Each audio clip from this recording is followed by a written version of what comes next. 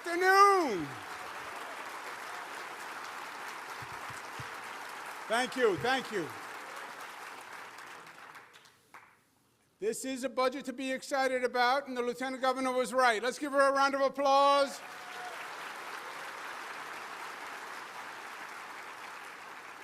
And once again, for my great colleagues, because your energy was a little low on those recognitions before I was listening. Andrea Stewart Cousins, our great Senate leader. Our great Speaker of the Assembly, Carl Heastie. Our great Attorney General, Tish James. Our great Controller, Tom DiNapoli. Our great Senate Minority Leader, John Flanagan. Our Assembly Minority Leader, Barclay. That's better. That is better. And this is an exciting budget. Are you excited?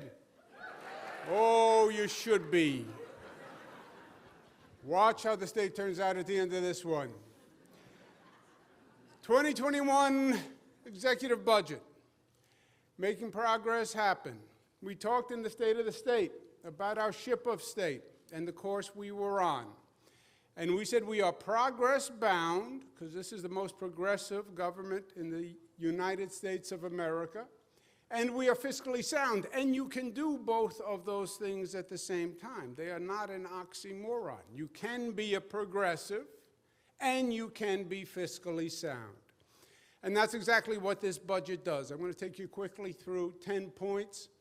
But the most aggressive climate change agenda in the country, the largest building program in the history of the state of New York, the greatest funding for affordable housing and the homeless of any budget ever, greatest funding to combat child poverty, greatest initiatives in the country on fighting the division that is the scourge of this nation right now, protecting democracy and ensuring transparency, reforming Medicaid for the future, safeguarding public health and the highest level of education funding in the state, and continuing our economic progress. We start with the most aggressive climate change program in the country.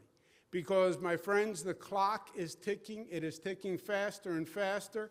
The past decade was the hottest ever recorded. Just think about that. And the 5 hottest years in history, all since 2015. That is undeniable. This climate change is no longer a political football. Well, I'm a Democrat, well, I'm a Republican. They are facts. And they are inarguable facts. You look at the temperature rising, it is frightening. New York has to be the state that stands up and says once and for all, we have to do more and we have to do it faster, and let's pledge the largest amount of any state in the United States of America.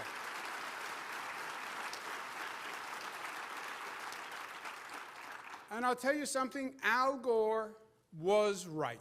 The man was right. I served with him when he was the vice president. He was the first one to blow the horn, and he was exactly right. Our $33 billion initiative, the largest in the nation, 5-year plan, $3 billion is the Restore Mother Nature Bond Act, which we talked about in the State of the State, $740 million for resiliency, environmental conservation, $9 billion for offshore wind, land-based renewables, $6 billion, clean energy research, $1.9, the Green Bank, $1.1, electric transit buses and charging stations, $1.5 billion. It is a comprehensive program, and it provides the funding to actually do it, but we have to do it faster. That's my man, Paul Tuttle, on the motorcycle, Orange County Choppers. You don't watch Orange County Choppers? You should. It's better than watching a budget presentation. We have to do it faster. Setting goals without the means to achieve them is you know what. That's right, it's baloney. And that is a big baloney.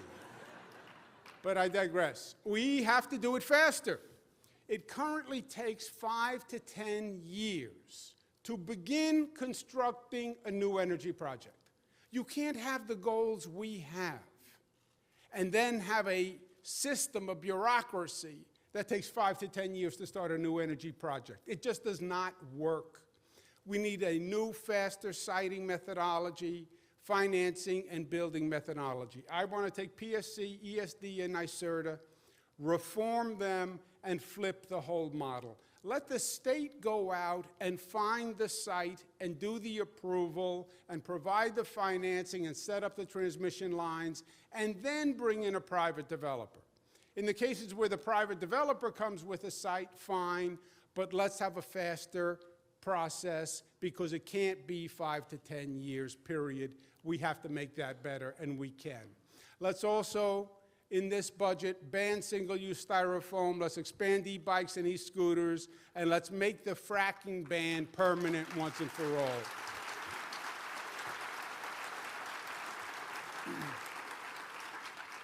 This budget also has the nation's largest building program, and it expands even our nation-leading program from last year. This country is being bypassed by countries all across the world in terms of building and construction and advancement. You look at airports around the world, and then you look at what we have here in this country. But while the rest of the country is sitting idle, New York State is moving ahead and moving ahead aggressively. Future generations will look back and thank us for what we did. They'll look at these new airports, the new rail terminals, internet all across the state, cell service all across the state, and they will thank us. Government doesn't like to invest in infrastructure because it's hard, it's expensive, it's risky, it can go wrong, and then you get blamed. A lot of infrastructure programs have, and they take a long time. So in our political life, sometimes they don't come out of the ground and bear fruit, and we don't get to cut the ribbon. But this construction program that this legislature has supported for the past several years is the nation leading, the largest in this state. It is sprouting all across New York, and our children and our children's children are going to see it, and they're going to thank us. And we're going to do even more. $275 billion, largest infrastructure program in this state's history, largest program in the United States of America. Why? Because we proved we can. The greatest obstacle for us to do infrastructure was a public that believed that government wasn't capable of doing it. We're going to build a bridge. It'll probably fall over. We're going to build a new road. It'll take you 10 years, and then the road is going to crumble anyway. We got past that cynicism by proving we can do it, and we've done it over and over and over again. So let's actually bring it to a new level.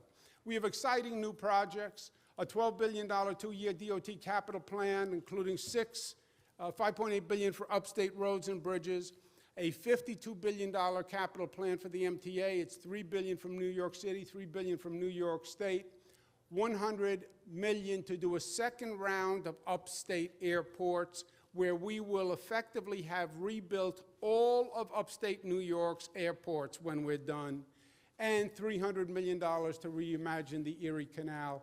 It made upstate once, it can make it once again. We'll continue to invest in our ongoing projects that we have happening all across the state, from the Long Island Railroad to LaGuardia Airport, JFK Airport, Eastside Access, the Javits Center, new Metro North stations in the Bronx, the Empire State Trail, New York State Fair, broadband, internet, cell service. Those will continue to be funded. We also announced a new project in New York City to expand Penn Station. Penn Station is the 7 levels of hell right now, and it is limited by the number of tracks that you can get into Penn Station. You can only get 21 tracks into Penn Station. That's the delay. That's what's causing all the backup. We want to acquire the block next door to Penn, expand the number of tracks by another 8 tracks, and actually have capacity for the future. Greatest funding for homeless and supportive services. The homeless mentally ill population is the hardest community to reach. I've worked on the homeless issue all my life, starting in my 20s, and then I did it for the nation as Secretary of Housing and Urban Development. This year, we will commit the most funding ever to provide supportive housing and services primarily to the mentally ill.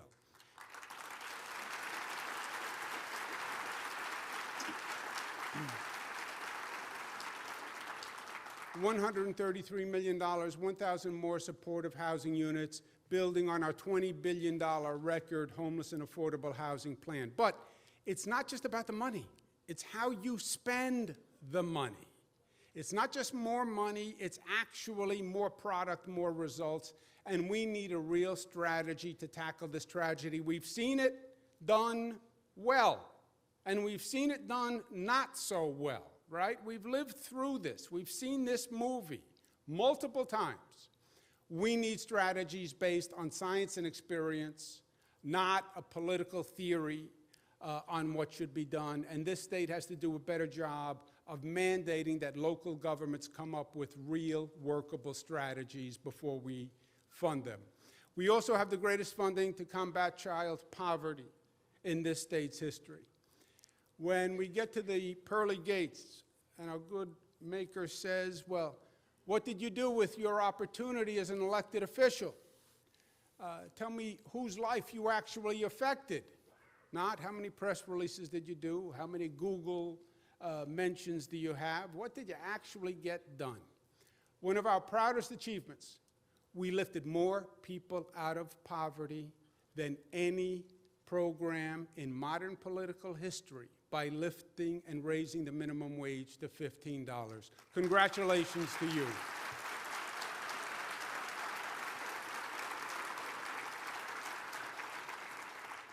And now we want to make the greatest investment in history to eliminate child poverty. $2.9 billion. We want to spend $157 million to expand the Empire Child Tax Credit, providing 400,000 families with children under 4 years old, an average of $400 per family. That'll make a tremendous difference, and it will add to all the progress we've made with the minimum wage. Nation-leading effort to fight division. And as I said in the State of the State, fighting division is what I believe is going to be our toughest challenge going forward. We have a budget. I said to you at that time, we're going to be able to manage the budget. But the divisive environment that we're living in all across this nation that is affecting New York, that is our challenge. When it comes to public safety, I want to make sure our emergency management workers have the best equipment. I am often out there in responding to these emergencies, whether they're hurricanes, storms, floods, whatever it is. And I can't tell you how impressed I am with their courage and their ability and what they do and how they literally put their lives on the line. I want to make sure we're at least giving them the best equipment because they deserve that, and they should have it. They're willing to risk their lives. Let's make sure they have the right equipment, so we're doing everything we can to facilitate the effort and to respect their courage. And that's what that $12 million is.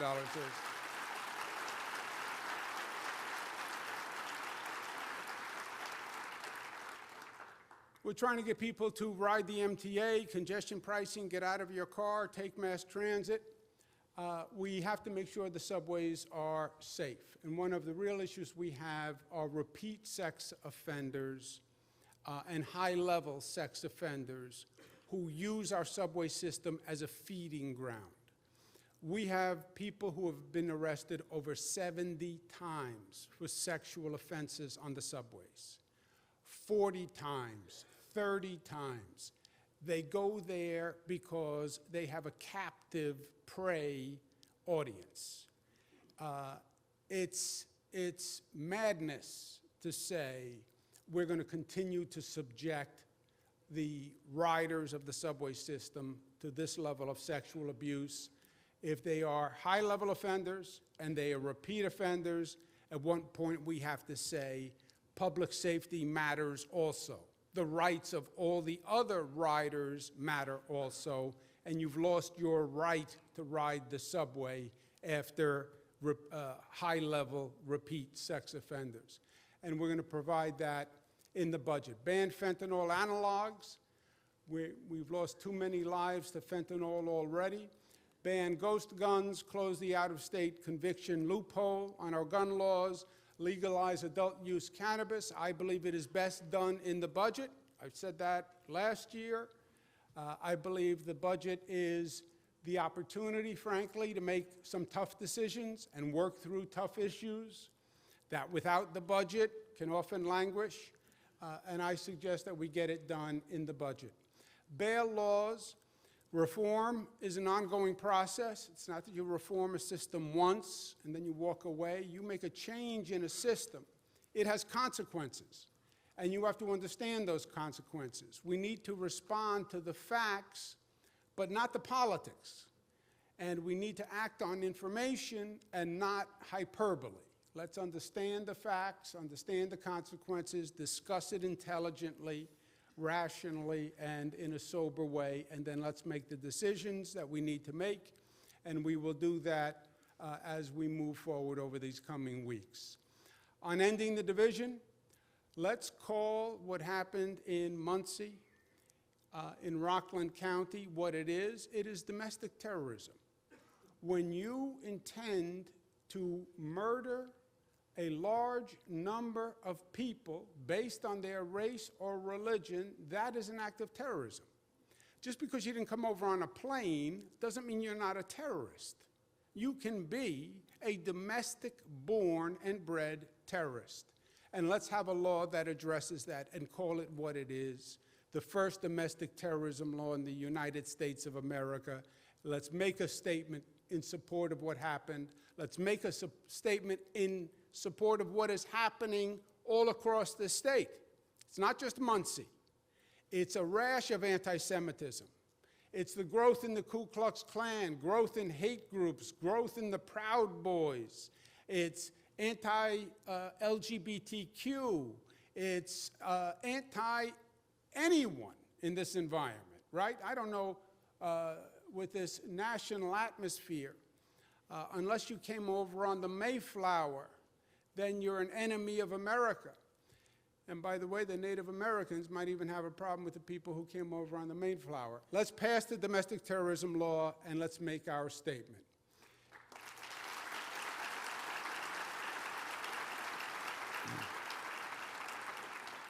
Let's provide $25 million for security grants for not-for-profits and community organizations to put their own security systems in place.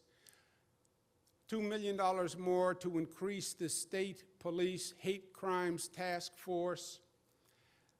Let's mandate that public schools teach our children the beauty of diversity and tolerance and how this nation was founded on religious freedom. And let's get our culturally significant museums to participate in that so our children understand the full lesson of what it means to be an American. And let's make sure that's in our public schools. We're working to expand New York's Holocaust Museum. It's at Battery Park City. This would be at no cost to the state. Battery Park City is working on a real estate transaction where the museum would get additional development rights, Battery Park City would get additional development rights, and they could expand the museum to actually handle a large New York City school population. And hopefully we could have the New York City school children visit that Holocaust museum as part of that education. I think it would be a worthwhile expenditure of time for them. Adding e pluribus unum to the seal. This is our statement, Excelsior, and e pluribus unum says it all, out of many, one. It's on the flag of the seal of the United States of America. Many of our federal leaders should turn around and look at that flag, but we'll remind them in our own way. There's no cost to this because it would be as we replace the seals or the stationery, whatever it is, we would just change the seal prospectively. Building trust in government and our democracy. Our entire agenda doesn't work if New Yorkers don't have confidence in the process.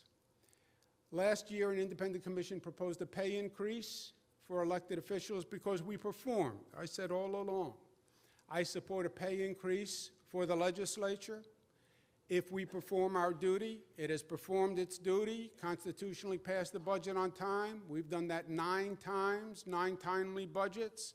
That hasn't been done in decades. And besides the constitutional responsibility of passing the budget on time, we have passed nation-leading laws and brought this state to a higher point than ever before. I support a pay increase for the legislature. And the commission said there should also be a ban on outside income. Now, the whole situation has gotten confused because there are lawsuits, et cetera, and part of the raise went through. The ban hasn't been done. But I would say to the people of this state, look, we haven't banned outside income, which the commission had recommended, but we have nothing to hide because we will release our taxes. And you can see who's paying me and who's not paying me, and you can see if there's a conflict of interest. But I would do it for all elected officials across the state. If you make more than $100,000 from the public, you should make your income taxes available, because we have nothing to hide. I think it is a simple, profound gesture. You know, historically, Albany had a reputation for corruption and certain dark practices when it comes to government. Lincoln called for the men from Albany to figure out how to get the votes when he needed them. Let Albany set the opposite example. The most transparent government in the United States of America, period. No government does this. And in one move, we change the entire perception and we say to the country, you can now follow us. Let's have an automatic voter recount to increase confidence in our democracy. Let's put $10 million more to the census. That census, we get about $880 billion in federal aid, depending on our census and our count. I've asked 3 great New Yorkers if they would be honorary co-chairs, Martin Luther King III, Lucy Liu, and Lin-Manuel Miranda. They have agreed. We want to put additional funding to get to groups so we can actually get out there and knock on doors and ring doorbells. Preserving Medicaid for the future. Thanks to our effort, 95% of people are covered. 18 million New Yorkers are covered. New York only has 19.5 million people. 18 million are covered. When you hear all this discussion about health care coverage, look at what we have done. We are 18 out of 19.5. We're not 100%, but boy, we are close. 6 million people on Medicaid, 1 out of every 3. And this is something to be proud of. But the Medicaid system has to be fiscally sustainable. And if it is not financially sustainable, then we accomplish nothing. Let's make sure we all remember the facts of Medicaid, because as we get into the debate, sometimes facts take a second seat. Local governments were paying 25% of Medicaid. They would say, in our last couple of rounds of debates, well, many states don't have local governments paying for Medicaid. That's a true statement. But this state, 1965, we made an arrangement with the local governments where they got the right to a sales tax. And in exchange, they picked up 25% of Medicaid. So yes, that was the exchange. They pick up 25% of Medicaid, and they got the sales tax. That was 1965, 1966. That was the consideration of that transaction. 2011, we passed the property tax cap. And local governments come back the next year and say, well, we're feeling pressure on the property tax cap. And it's hard to stay in the property tax cap because of the rising cost of Medicaid. Quick historical digression. Not that history matters anymore, because now we just have Google. 1932, Governor Franklin Delano Roosevelt says to the New York State Legislature, the problem in this state is rising, he called it real estate taxes, rising property taxes. And it is a major problem. And we have to make the local governments reduce their cost by streamlining, consolidating, and ending the duplication. We cannot afford this level of local government. 1932. FDR goes on to say, for 3 years, he's trying to get the legislature to come up with a consolidation plan. We have now about 10,000 local governments and local entities. And his whole point was those costs are going to continue to increase, and they have to be gotten under control. He also rejected the premise, well, the state should subsidize those local taxes with a statewide raised tax, okay? History repeats itself. We get to 2011, 2012, local governments say, oh, I have pressure on my property tax cap. I can't pay the Medicaid increases anymore. We say, 2013, we will pay all the increased cost of Medicaid, and you stay within the cap. Frankly, it was a very bold and generous initiative because we also need to maintain fiscal solvency. But we assume all the cost from the local governments in 2013. What happens now is the cost of Medicaid is rising much higher than anyone projected. They started rising dramatically recently after we assumed the local cost increase. And you can see how fast by percent it has been going up. Now, local governments are responsible for administering and monitoring certain programs and determining eligibility. What happened is, when they were paying the cost, 25 cents on the dollar, they had a financial incentive. Every dollar they spent, they had to pay 25 cents. They were leveraging 75 cents on the dollar, but they were paying 25 cents. Now, since we pay the entire increase and they have been flat, they pay the same amount every year. Their cost does not go up. It doesn't matter what they spend, their cost does not go up. It doesn't matter what they save, they don't get any savings. That never works. In private transactions, they always want everyone to have skin in the game. When you are administering a program where you have no financial accountability, you have no incentive at efficiency or economy of scale or to call up and say, I think this is a problem or this is a problem, because someone else is paying the check. And that's where we are now. That's the blank check syndrome. We are signing the check, and they're filling out the amount. $20 billion is the increased cost to our budget, which is staggering. To give you an idea of what we're going to pay on behalf of local governments for their share, Long Island, $284 million in Suffolk, $236 in Nassau, $175 Westchester, $100 Onondaga, $163 Monroe, $177 Erie, $2 billion for New York City. This is the money they were paying a few years ago. And we then absorbed that cost so they don't have pressure on the property tax cap, and then the costs increased because they no longer had financial stake in the administration.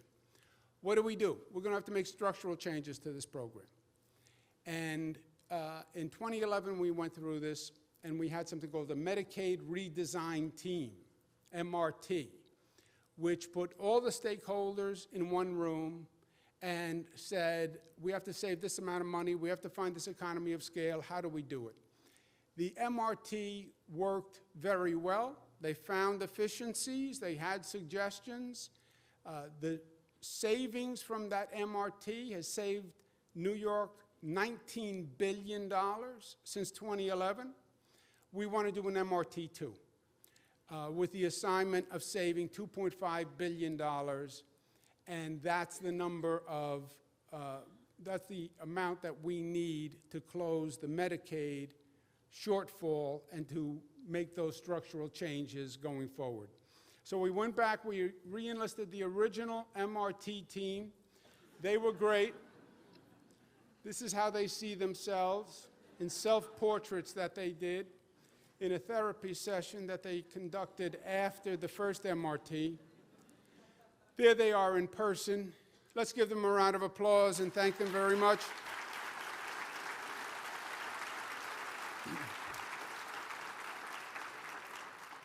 They are not here today. They are trying to flee the jurisdiction. Unfortunately, we know where they live.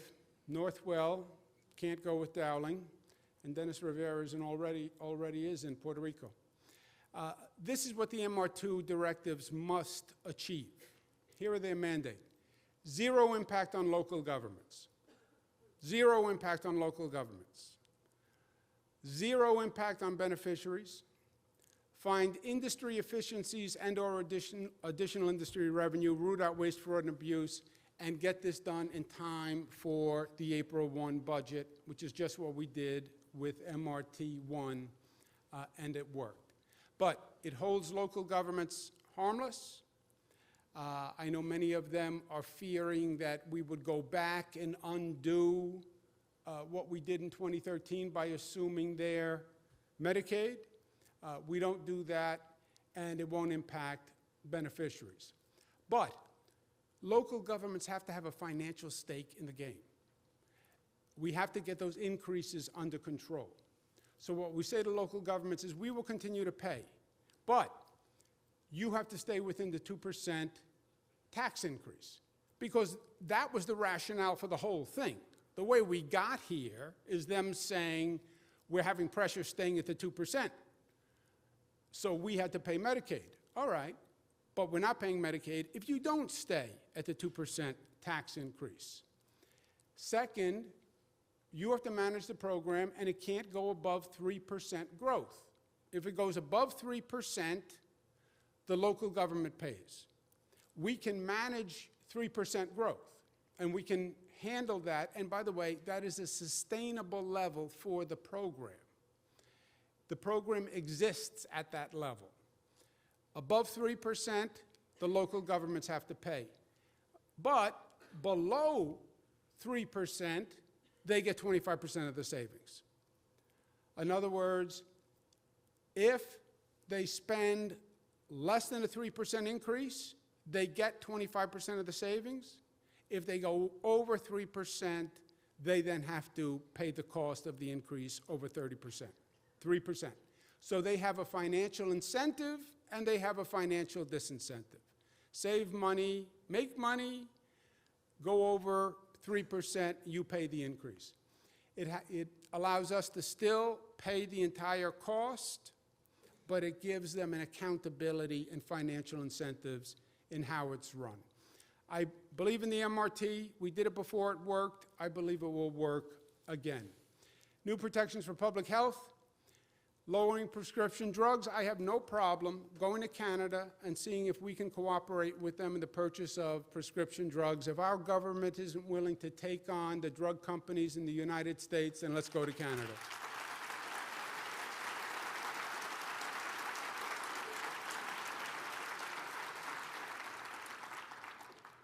We should cap insulin co-payments at $100 per month. People are dying because they can't get their insulin payments, and I want to just cap them at a flat $100 per month. Increased transparency. We're going to do a website that tells you where you can go for a set procedure and what each hospital charges for that procedure, so you're not surprised when you get the bill.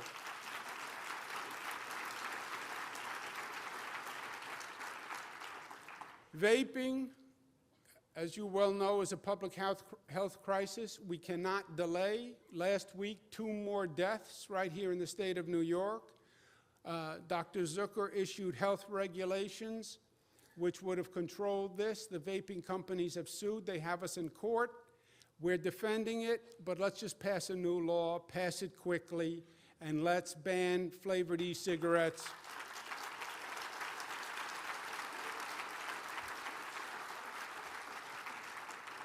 And let's do it as soon as we can get it done. Education, since 2012, we've increased it by 43%. It's now at the highest level in history, $28 billion.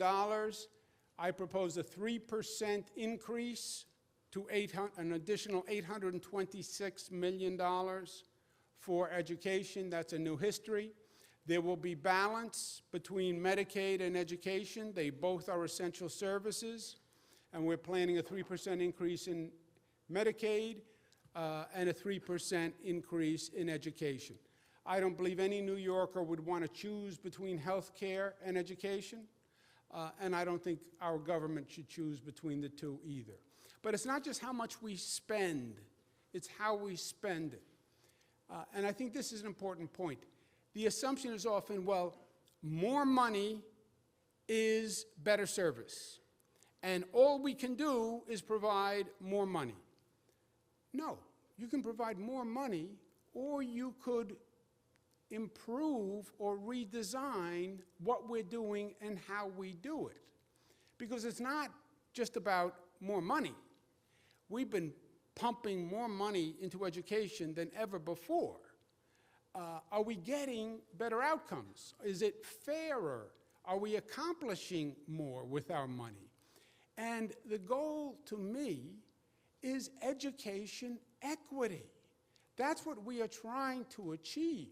We said that the school districts had to disclose, for the first time, the amount of funding that actually goes to a school, right? A district, one district, can have a number of schools in it, 10, 20, et cetera. We keep talking about districts. I'm not interested in districts. I'm interested in school funding. How much does each school get? And we got that list. The richest schools are spending $36,000 per student. The poorest schools, $13,000 per student. That is the outrage, my friends. That is the problem. Stop there. You don't have to go any further than that. Education is the civil rights issue of our day. Yes, and that's the civil rights injustice of our day, right there.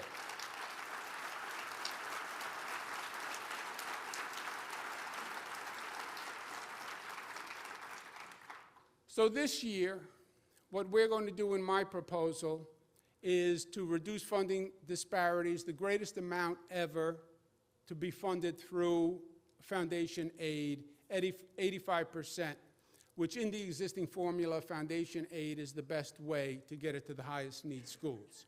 And that's the largest foundation increase over the past decade. But to truly prioritize poorer schools, we need a better system. You know what we did on bail reform? You know what we're going to do on Medicaid? Where we say, well, we're going to roll up our sleeves and we're going to really reach into that system and we're going to make real reform and real changes, and it's going to be hard. It's hard. And for a lot of years, nobody went near it because it was hard. It's politically difficult. It's going to be controversial. And, you know, we're in this business to make friends, not enemies. We're also in this business to make change. And we had the guts to do it on the criminal justice system on bail reform, and we've had the guts to do it on health care. We need the guts to do it on education. The current formula is designed to achieve political needs, not equity. You try to understand that education aid formula. You pull out all those categories. Expense-based aid, which is often the majority of the funding, and it goes back to all the schools on whatever they spent. And we reimburse. It's like every school has our credit card. And they operate the school, and then at the end of the year, we pay the credit card bill. Yeah, well, the richer schools wind up spending more because they're richer schools. And why are we really reimbursing richer schools at the expense of poorer schools? The expense-based aid is anathema to a truly progressive formula. Even foundation aid, which is the progressive component of the current formula, isn't the most progressive formula. It doesn't accurately judge poverty, and it funnels money to a district, but not necessarily the high-need schools in that district. We need a new formula, and it's not going to be easy, and as a matter of fact, it is going to be hard, but that's what has to be done. Our state funding is only about 40% of the funding that goes to schools. 60% comes from local revenues. And wealthier communities with a higher property tax base fund their schools more, period. That is the way of the world. Well, then use your state funds to equalize the disparity in the funding. The wealthier districts are always going to fund their schools more. That's why they moved to the wealthier districts. Use your state funds to equalize. You're only 40%. You can't bring everybody up with 40%. You don't have enough money to raise everyone to a new level. $36,000 was the highest spending at the wealthiest school. Okay, we'll raise everybody to 37. You can't raise everybody to 37. Not with 40%. You'll never be able to. Use it to equalize the funding. The most progressive approach, take your 40%, start funding the bottom schools, keep funding the bottom schools, and see how high you get. And by the way, you'll never get to $36,000 if you took your entire 40% and funded the poorest schools. But maybe you'd raise them halfway, and whatever you did would actually be achieving more equity. Let's work on a new formula together. The current formula goes back, talking about history, Warren Anderson, Senate leader, Stanley Fink, Assembly leader, and they came up with a formula of regional shares. New York City gets 38%, whatever the number. Long Island gets 13%, whatever the number. And that is the governing formula. That's how it works. And I understand the intelligence of regional distribution. I also understand, God bless Warren Anderson and God bless Stanley Fink, that was a different day. That was a different political reality. And we can do better than that. My father used to argue this every budget. 24 years old, and I heard this debate over and over and over. Now we should be able to do something about it. Most progressive approach, the goal is what a wealthy school gets, a poor school should get. It doesn't matter what zip code you're born in. It doesn't matter what county you were born in. You have the same access to education. Higher education.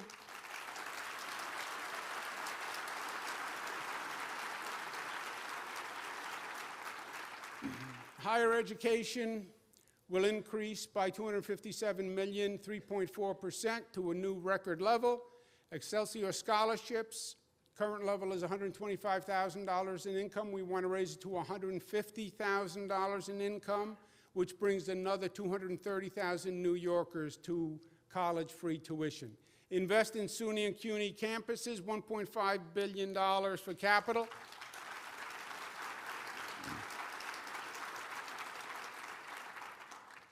And 10th point, leading on economic and social justice. We have the highest number of private sector jobs in history in this state, 8.3 million jobs, and that is a beautiful thing. 36 consecutive quarters of job growth, that is a beautiful thing. Unemployment at historic lows all across the state. Upstate New York was 3.7. New York City 9 to 3.7, Long Island 7.4 down to 3.3. That's a beautiful thing. Let's keep it going. Middle class tax cuts. Let's drop the middle class tax cut. It'll help 4.7 million New Yorkers. And also, let's cut small business taxes. They're half of the businesses in this state, and they are the growth.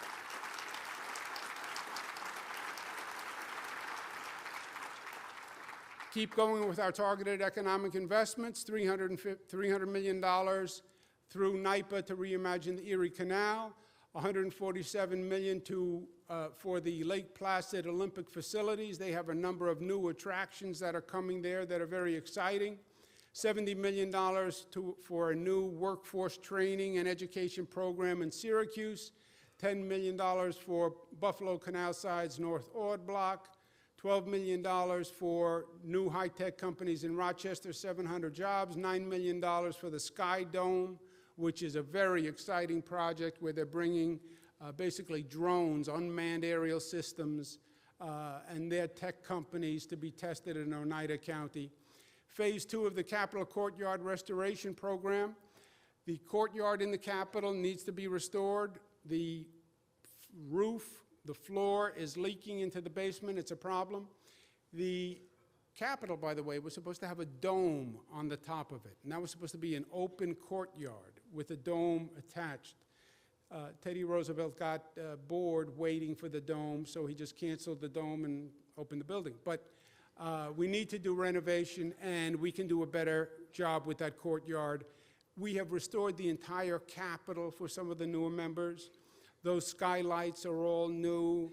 The Capitol is totally redone from one end to the other, and we're all proud of it. Let's get the courtyard done also. Pier 76 in New York City. Pier 76 juts out into the Hudson River. That's it on the bottom of the screen. It is a magnificent parcel of real estate. It is currently used as a parking lot by the NYPD. Why, you ask? No good reason, I respond. When Hudson River Park was set up in 1998, the city said they would, quote, use their best efforts, close quote, to remove the NYPD tow pound. That was over 20 years ago. It is still a parking lot. It's the most expensive parking lot on the globe. That's what that is. It is right across the street from Javits. It's right where the High Line ends. It's magnificent. It's part of the Hudson River Park. I'm sure they had a great 20 years as a parking lot. It's time for the NYPD to move on, vacate the pier, give it to Hudson River Park, and let them come up with a reuse plan for that pier, make it part of the park. It'll be great, and Pier 40. And we have to do that in this budget. $29 million to strengthen the agriculture industry. Our New York State Grown and Certified program is working very well. We want to increase it and bring new economic justice initiatives. Nation-leading paid sick leave, which will be the next chapter on paid family leave. We're very excited about that. Buy America Act, strengthening the protections against union busting. We've made reforms to protect unions against Janus. This would take it to the next level. And ensuring justice for victims of wage theft. Let's work together and come up with a fair and safe and legal bill that would protect victims of wage theft. Prevailing wage law. There is a fair law that can be struck, and I'm looking forward to doing it together with the legislature.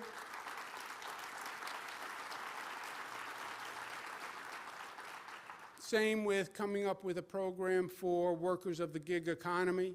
There is no doubt that there's abuse of employees. Let's come up with a program working together that ends the abuse but grows the economy and does both together. I know that we can do that together. And to continue to fund our ongoing economic initiatives. Long Island, the research triangle that we have been investing in is doing great. They just won a big federal grant dealing with an electron-ion collider, whatever that is. But we're going to keep building out the research triangle. Vital Brooklyn, $1.4 billion. It's housing, it's healthcare, it's green space, it's comprehensive redevelopment. South Bronx transformation, largest investment ever made, $1.8 billion. Clean up Hunts Point, end the asthma of children who've been living in the South Bronx. They've been talking about that for 40 years. We stepped up and we did it. $100 million in our downtown revitalization initiatives. That's working great all across the state. $750 million in the regional economic development councils. When anyone asks how they're doing, when we started, the unemployment rate in upstate New York was 8%. This is our entire economic development effort in upstate New York. Unemployment went from 8% to 3.7%. I'd say they're doing pretty well. And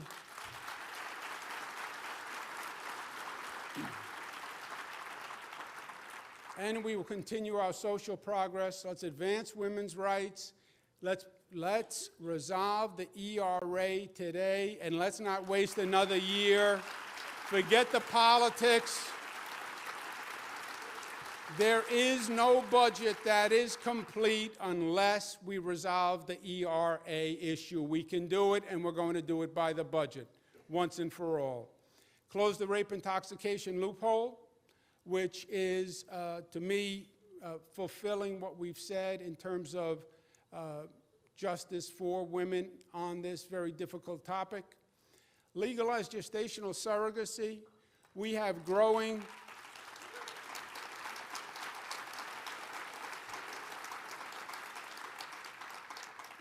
major issues that are growing with infertile couples who are struggling to have a children and start a family. LGBTQ couples, we passed marriage equality, they want to start a family. The time has come to legalize gestational surrogacy. We should do it this year. Overall, the budget numbers, very simple. All state operating funds went up 1.9, school aid 3%, Medicaid 3%, executive agencies 1%. That's why all the commissioners will have a scowl on their face, but they grin and bear it. All of this done, there's no gimmicks, there's no new casino revenue, there's no major fee increase, there are no new revenues. This is not the time to come up with creative, although irresponsible revenue sources to solve a problem which doesn't really exist. The funding, as you see, goes primarily to education and health care. Everyone has stayed at about 2%.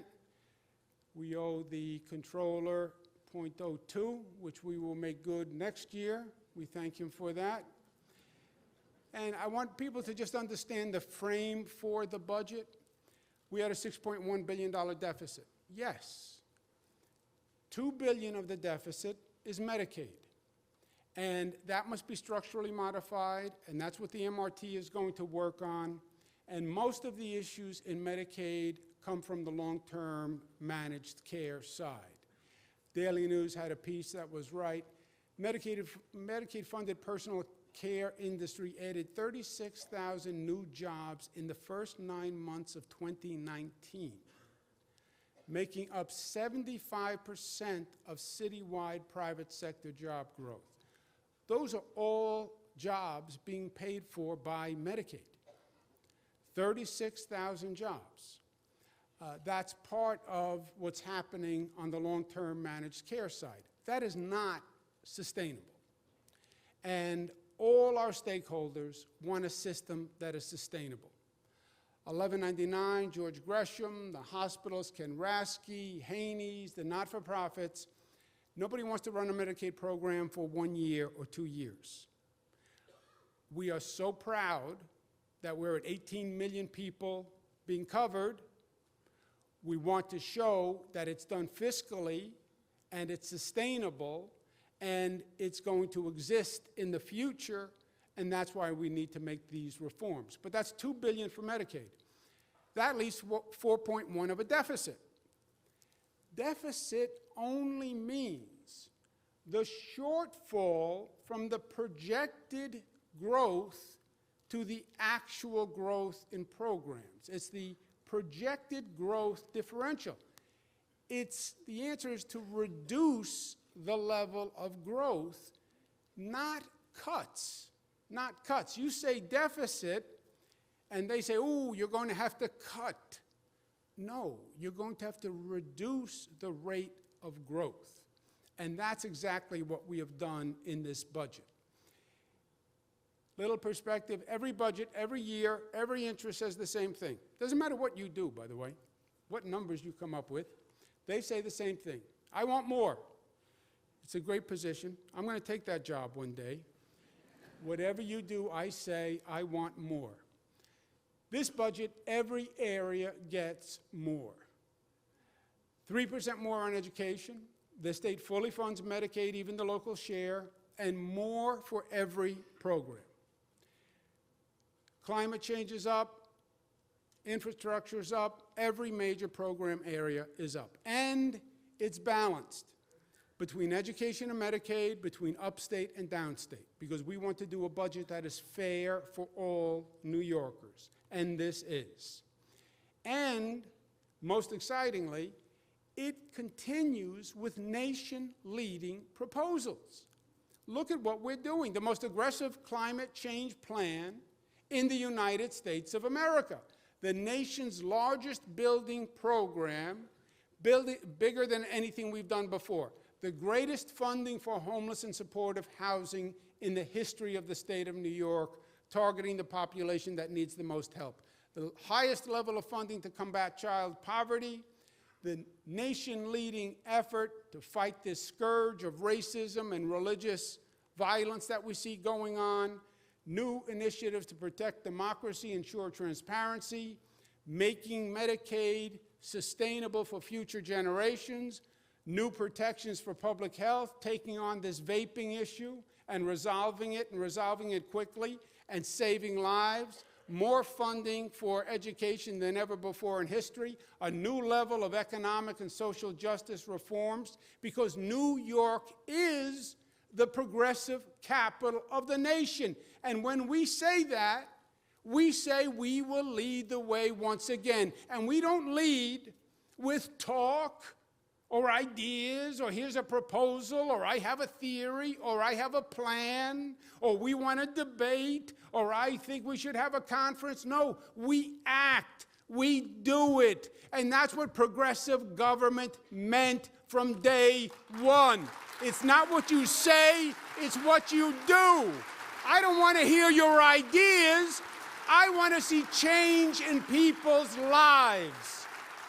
That's what progressive government does.